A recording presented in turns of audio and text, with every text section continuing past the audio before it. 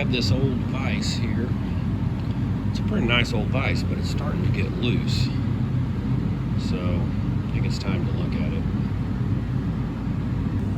So here's something kind of interesting. This is an old Charles Parker Company vise here at the shop.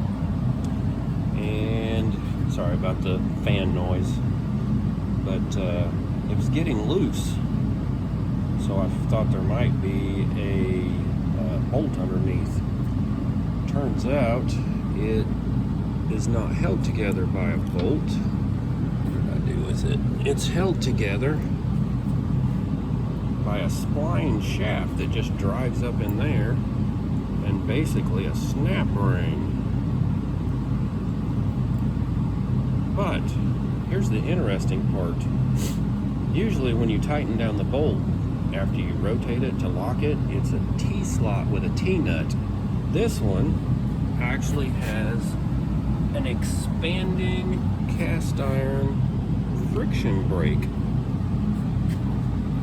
almost like you would see on an old automobile. You tighten it up, it pulls this in.